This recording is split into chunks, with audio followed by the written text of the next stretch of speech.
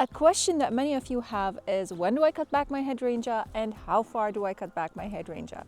The very important thing to know is that hydrangeas come in two main groups, and that is hydrangeas that bloom on old wood and hydrangeas that bloom on new wood. Before you cut back your hydrangea, first it's important to know which group is your hydrangea in. There are several different species of hydrangea. The one that I'm standing in front of is called Hydrangea crucifolia or oak leaf hydrangea.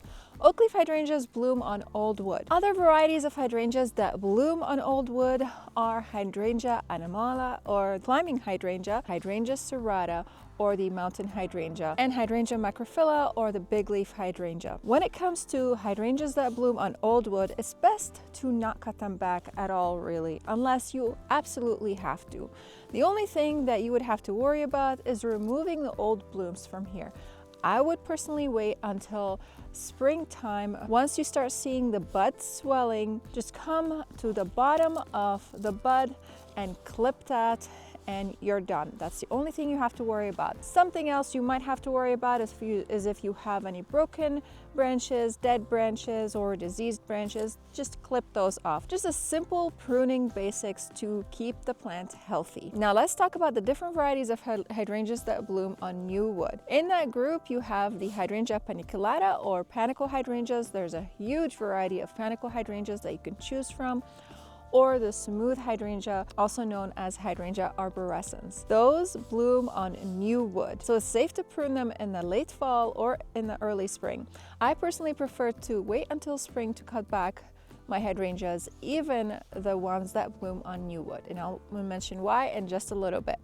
Now let's talk about how far you should cut back your hydrangea. As I have mentioned before, your hydrangeas that bloom on old wood, it's best really not to touch them except for clipping the flowers off, because they form their buds on the old growth.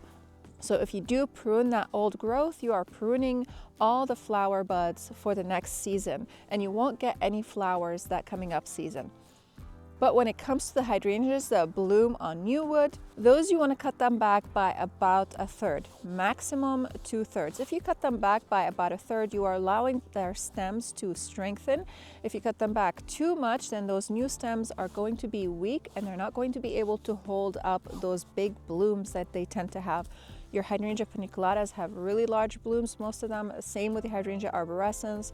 For example, that would be like your Annabelle hydrangeas, which have gigantic blooms on them. And those blooms weigh a lot, especially if it rains in your area. So you want to give them some really strong stems. Just cut them back by a third and they would be very happy. Again, you can do that either in the late fall or in the early spring. The reason why I prefer to do it in the early spring is because, let's say I cut back my smooth hydrangeas and my panicle hydrangeas in the late fall.